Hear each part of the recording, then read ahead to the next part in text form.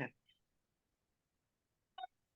Okay, so today we are going to talk about the good, the bad, and the ugly with real estate transactions. So we all have some kind of something that we deal with, good and bad and ugly. What should we start with? Good, bad, or ugly? Kind of like good news or bad news. I actually like bad news first because then the good news, cleans it up a little bit. So let's start with the ugly bad or bad and ugly. Do you want to start?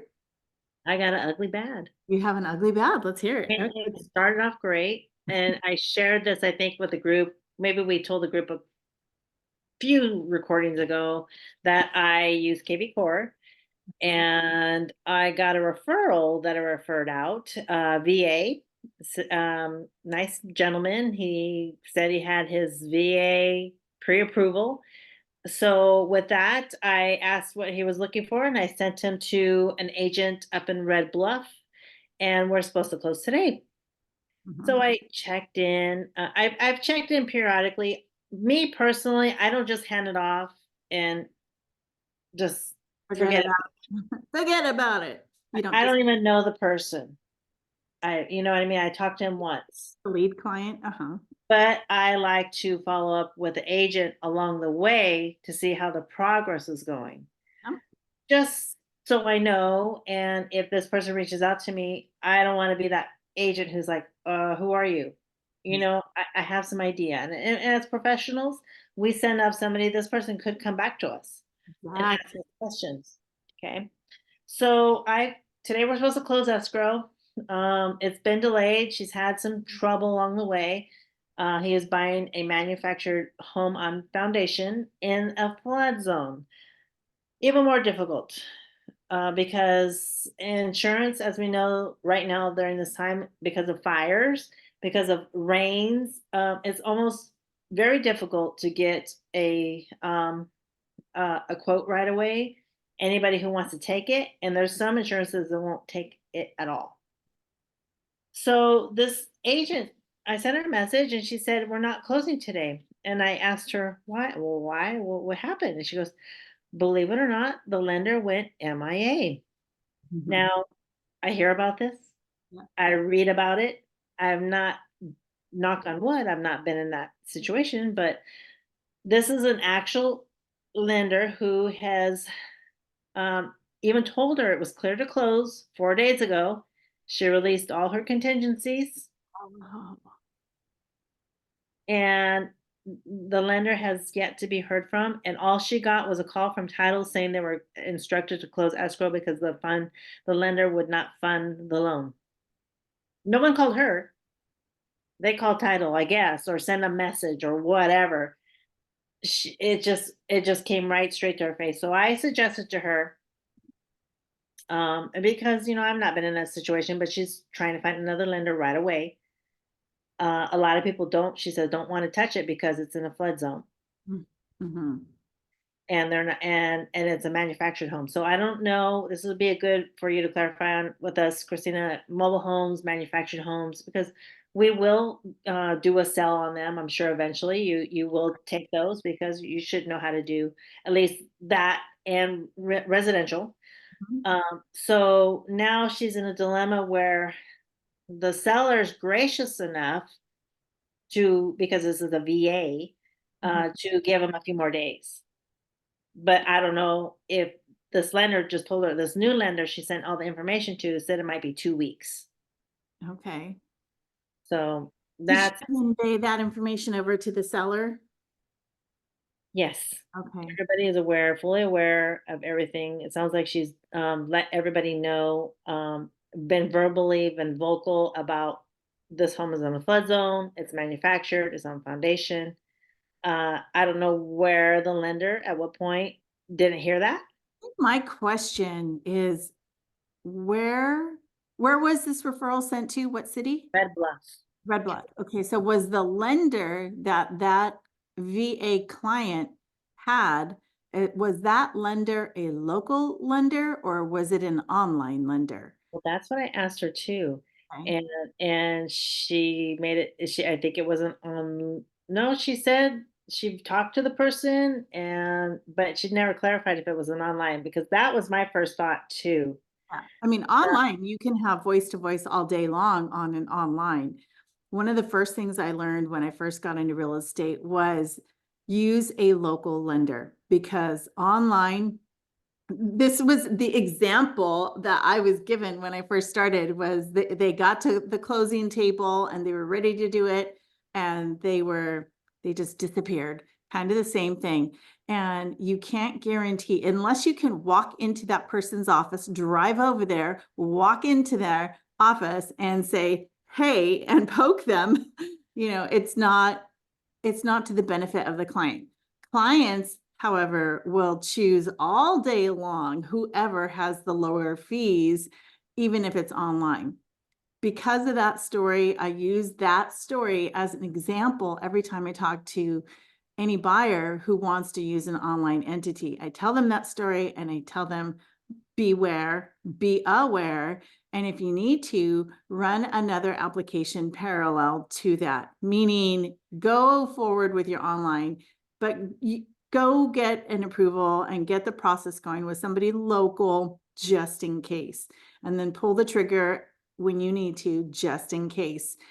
In a situation like this, that's so tough, because the seller, so this, what are the seller options? The seller can cancel and take the earnest money deposit because it's a breach, because they remove their contingency. Or depending on the market, could they get another backup buyer right away? Maybe, maybe not. Maybe the seller knows how challenging it is to get a buyer because of that flood zone, so they might as well deal with who they have. And or if it went back on the market, the ramp up time for marketing again, because darn well that agent stopped marketing as soon as they got an offer in and accepted. So it might take longer than 2 weeks to get it resold. And is it worth that to the seller, depending on the price point? Will they get the same amount, versus, come on, hang on a little longer, and let the military veteran get into a house, and then they can move on to their next thing. I mean, it's going to require some conversation, I think, on that agent's part, if that seller starts to get sticky about it. Well, and number one, yes, you're absolutely right, is definitely have communication Mhm. throughout this whole process. Um, That's another way to work with the seller, the listing agent, and let them know. I mean, it happens, unfortunately. yeah, yes. This person is ready to buy, they have the money, and again, he's a VA. More honorable to, like you say, wait the 2 weeks if that's the outcome. On this as well, I spoke to the agent, and this is why it's important. I'm glad we do these conversations on Wednesdays, and when everybody can join, that's amazing. But if not, this is here for you to look back on and learn, because she is a solo agent. She's a newer agent, and I expressed to her, and I said, I'm here to back you up, to guide you, because I asked her, are you in a team? Are you working with a broker or somebody? And she said, no, I'm a solo agent. So I right away, I told her, email the broker for my paper trail Mhm. and tell him everything. That way you can get an answer, because you should have your answers ready before you're questioned. Oh, yeah. Yeah, exactly. And she appreciated that. She's like, I didn't even know. I said, just, that's what EXP is here for. Even though, you know, you not might be working from home, or you're not in a physical office, someone will get a hold of you. And that's what I love about EXP, Mhm. because there's a broker on the floor, from what I understand, at all times, Right. because they're worldwide. Yeah, definitely. So she will have to really lay heavily, um, instead of guessing for herself, just Yeah, like you should not either. If right. you're ever in that situation and you cannot get a hold of someone, um, you know, someone will, you have a number at least, or an email, someone will get a hold of you. Right. Yep. Yep. No, that's That's good. So, okay, to be continued on that one for sure. Yeah, Ugh, that's yeah. a doozy.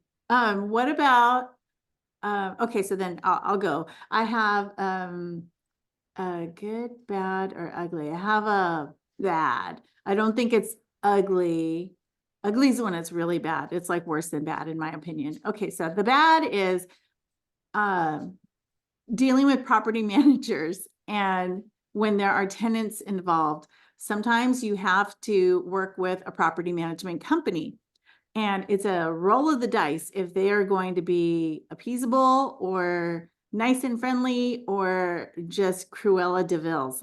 And you never know. You could be sweet as pie talking to them in the most diplomatic way, and they could just come off sideways, which is what I experienced this week. And it was, so I'm working with some trustees and attorneys, and that's always a challenge and it's fun at the same time. I say fun because it's kind of like when you have a ball of yarn and it's all knotted up. It's like, ooh, okay, how far can I get with unraveling it? That's how it feels. Well, that's how it felt the other day with when it came to the property manager. Having the conversation with the attorney, amazing. He's great. The trustee, amazing. He's great. The heirs, amazing. At least the first one, I think there's 6 heirs, and the one I've been talking with is great. So now the only real, prickly part is the property manager. So one, we might have, access to one home in 10 days. The other one could be 60 days.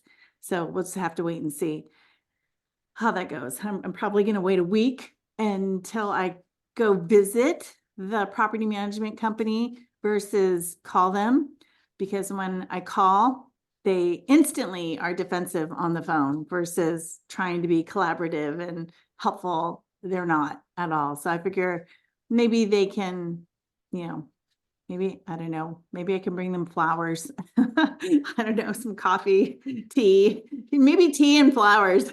Here, smell something pretty and have some calming down tea.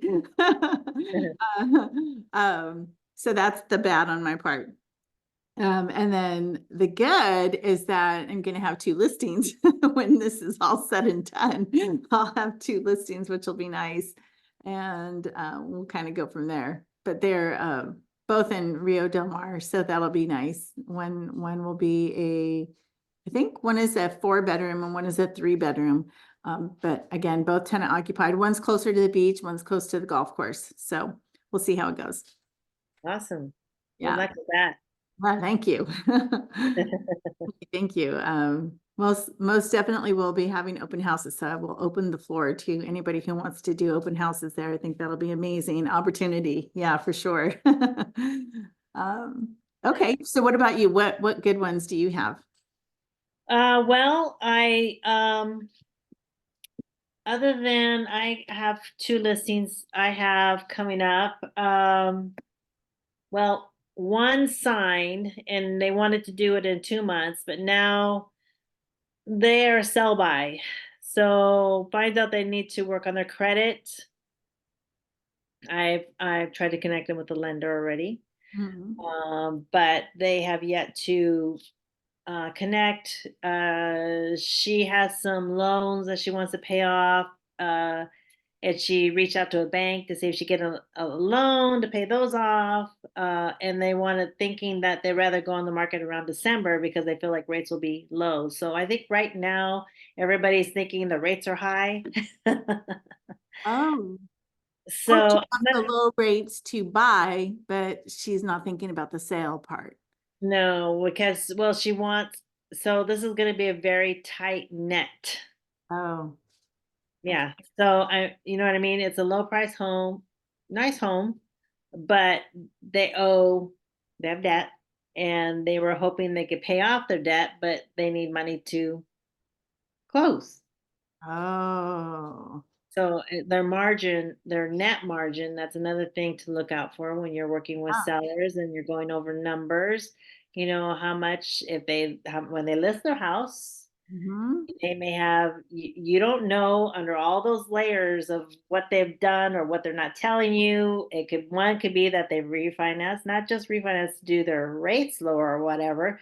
They've refinanced to take money out to buy things or, they did a lot of home renovations, but still they used up a lot of their equity. Oh, darn. Yeah, so we'll see on that one. We'll stay on that one. Then I have another one that is a listing. Uh, it's hard to say. This is the one I was sharing with you. That's with a group that it's a older couple. They don't do email. It's gonna be a lot of hand holding. They're family friends, and they want to relocate.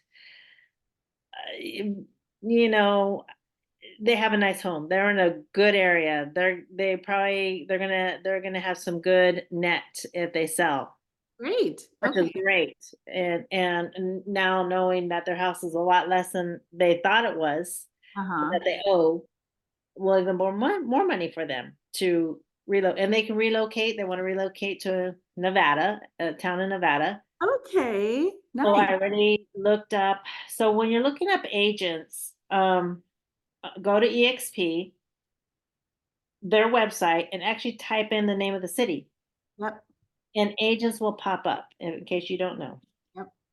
out there. And that makes it easy because what you want to do, you want to make it as easy as possible to find an EXP so that it closes, everybody's connected and they're making it. And sometimes you can't do it, sometimes you got to use another agent from another agency, and that's fine. Mhm. But and then also, do your due diligence and investigate those people a little bit more and kind of see what they're doing. So you make sure if you're handing off somebody, you want to make sure you want them to get the best service as possible, and you hope choose an agent that Exactly. will go above and beyond or has a lot of recommendations, or you want your clients to feel good that they've transferred over to somebody else. Right. Um, this I is a always, yeah, I always look for 3 agents Mhm. and I try to get wowed by, and I thoroughly research the agents. If I pick 3 that look good to me, with their bios, they filled out their information, they actually have a photo, they have a website, they have, detail and data. I like to see what they've done. Are they a realtor? Are they in leadership? Are they involved in the community or the associations? What are they doing? If they impress me or as similar to me as possible, and I'll have the conversations with them as well. I'm interviewing 3 agents for my clients, that I really, if I was licensed in that area or if I worked that area, I would definitely do it. But I really want them to feel so comfortable, like they're dealing with me as much as possible. And in fact, and that's when I also let them know that, like you, I'm going to be in communication with them pretty much the entire time, for sure with the client, but at least with the realtor that I'm handing them off to. Know that I will be calling you or messaging you, communicating with you once a month at least, to find out the status of what's happening with the situation. Because like you, I'm going to have conversations with my client and I want to be able to be on the same page. You're driving this. I'm just aware of everything that's happening. That way, if I'm questioned, I have answers. So exactly the same thing. And going through the EXP roster is fantastic. That's how I handed one off to, it was a commercial transaction and I handed it off and I found the lady and she was great. I will definitely use her again for commercial. But what was interesting and what I found out after the fact was, although she had done commercial, my referral had a little bit more of a twist to it than just a plain old commercial building. And so she actually, even though it was a referral and she had to split it with me, she ended up getting help from another friend of hers that did nothing but commercial and businesses. So she ended up splitting her fee with that other agent because she needed a little bit more help. So even though her bio said one thing that I thought she could handle it all, she knew how important it was because of the conversation I had way at the front that she can't mess this up. And so she did the right thing by getting more help. And I really appreciated that. And she didn't try to say, oh, since I'm getting more help, can you give me more of a split? That was on her. And I'm glad that she handled it the way she did. It worked out perfectly. That And says a lot about her because she uh, want to make sure she did this right. And sometimes you just have to say, I need help. yeah, And yeah. And if that's you're not, okay. and that's Ask okay. questions and ask for help. That's the biggest thing. That's when people don't, when agents don't, that's when they get into trouble. And they think they can handle it. And it's like, no, don't take your little ego off your shoulder and just ask, because it's bigger than you as an agent. It involves the buyer or the seller or both or the brokerage. So yeah, you really got to be careful and ask questions. Mhm. Absolutely. What other good transaction stories can you tell? Um, Nothing at this time. The only thing that comes to my mind right now is something kind of ugly coming. Oh, go for it. Okay, yeah, good, bad, ugly, good, bad, ugly. Go for it. This And is good because we're going to try and let everybody who listens to this learn. yeah, because we're all going through this together. And Christina and I talked the other day, and she informed me that the RLA is being updated. Mhm, And we took a brief look at it. And the ugly is, I mean, it's kind of good. I went through it yesterday myself, and it's kind of bad. It's just because it's changed. mhm. And there's a lot more verbiage. But what I did like about it is it broke down and it looks like an RPA, a residential purchase agreement. And it's like all the meat and the potatoes are in the beginning, Yeah. but we're all gonna have to learn on that because they've added the commission stuff in there, and I'm sure it'll probably change. I mean, because this is just a draft. Mhm. But, you wanna let everyone know where they can go look at it just to briefly get Yeah. familiar with it. Anyone wants to see it, it's all public information. It's at car.org, and you can type in forms in the search bar, and I think it was new updates Mhm. populated, and just click on that, and it's just, you're gonna see, it's very actually kind of hidden, but not. So it's public because it's on the website, but you can, once it opens up the page, it'll have all the acronyms in there, like RLA, VLA, RPA, et cetera, and a whole bunch of little letters that's going to look like gobbledygook, but you want to click on those because those are the drafts that CAR is working on. And they're drafts because more than likely they will change from what you see. But it doesn't hurt to get a good look at what they are proposing to change. And come June, when the changes are supposed to be made, we'll at least have a better idea. I mean, So, they're very detailed, and to the point where, it does have a line in there. It says that the buyer has to have a BRBC or a broker agreement signed prior. So I don't know if this is, I mean, there's so much information in those boxes. I don't know if that's going to be more overwhelming for the seller because it's just a lot. think so. I think it's going to streamline it. Well, remember the RPA was kind of the same thing. Agents were more excited, I think, for the RPA because it had been years that everybody wanted it to change, and it was easier. And I actually think it'll be better and easier for agents to go through the listing agreement because it's going to be very much like the purchase agreement. So I think it'll be easier than you think. And of course, CAR is already going to have training courses on it, just like they did for the RPA. And I know EXP is also going to have training on it as well. So yeah, you're gonna be fine. It's gonna be fine. It'll be easy, and in fact, as soon as I get any green light on any EXP document or the CAR document, you can bet we'll be doing trainings here as well.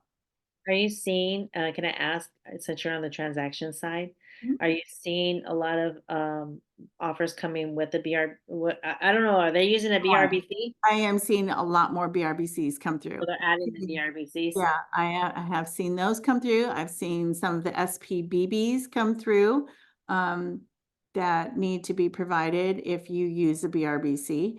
And yeah, um, it What's just the SP, the one you just said? the seller, no, you're gonna call me on the SPBB. The seller Is that the one we talked about last week and it was something else? is, I'm drawing a blank right now. Sorry, everyone. That's okay. Look it up, SPB. It'll be in your zip forms.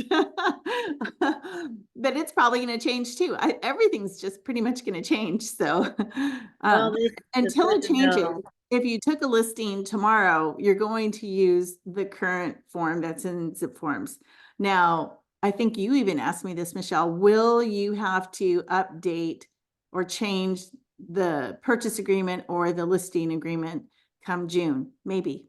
The answer is maybe. At first, I was thinking no, because it's already in there, but actually, I don't know. I heard little birdies were talking this morning and they said maybe it might need to be amended. Uh, So we'll see.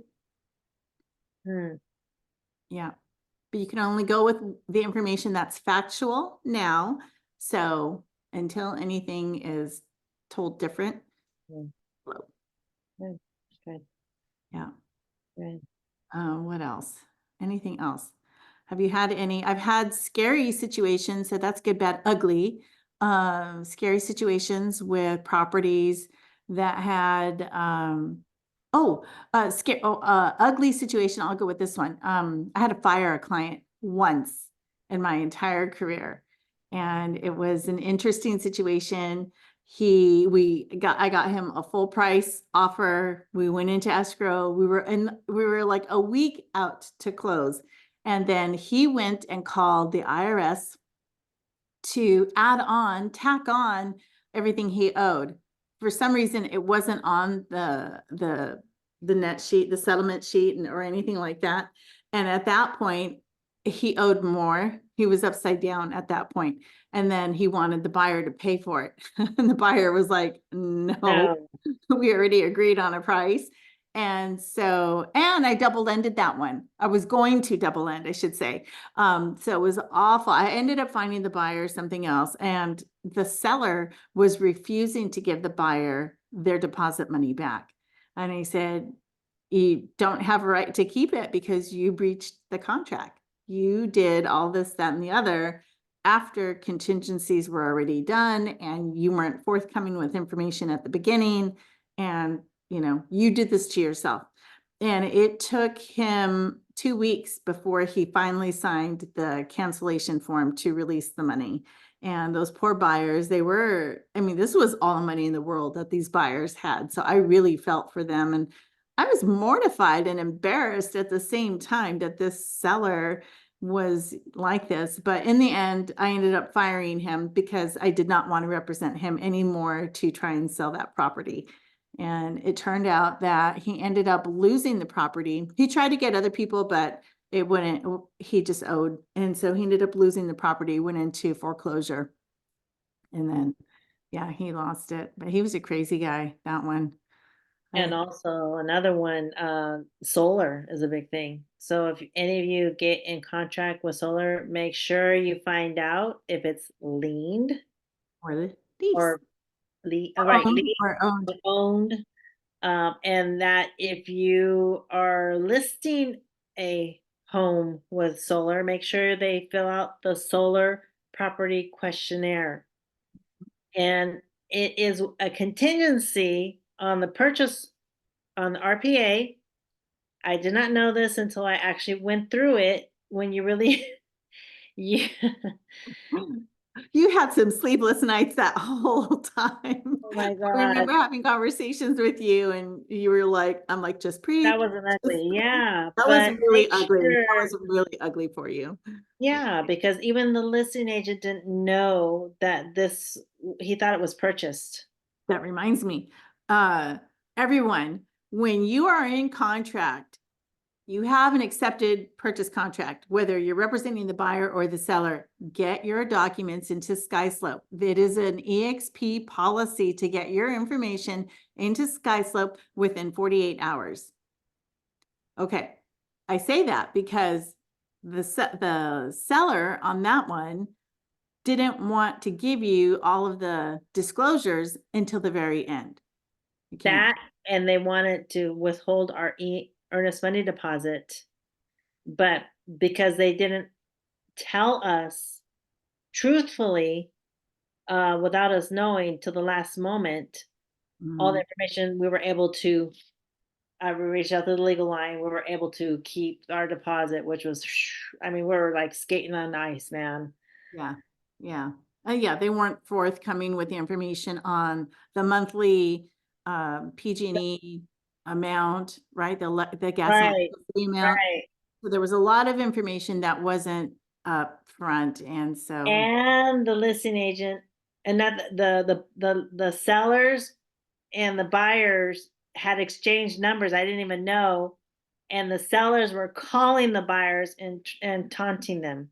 harassing them. Yes, Bad, bad, bad. bad. That was really ugly. That's an ugly one. The reason why we're sharing these is because you never know.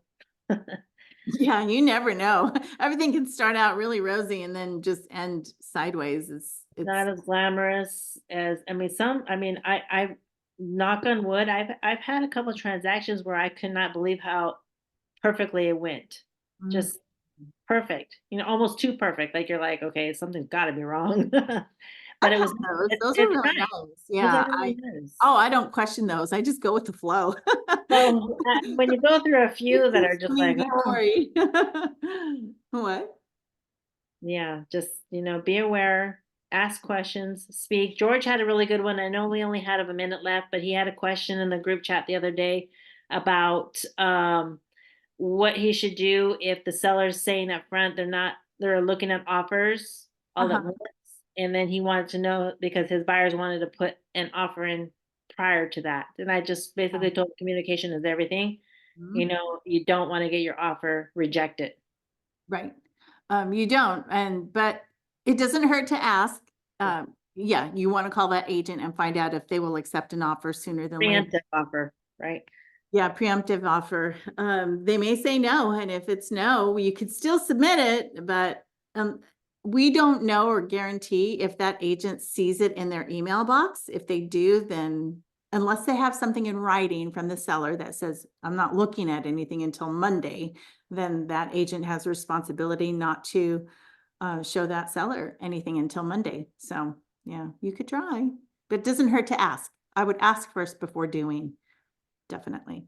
It's a good job. All right. Thank you so much, Michelle, for playing with me today. And Yeah. all right, everybody, let's get to it. Let us know if you have any questions. Take Have a care. good night. All right.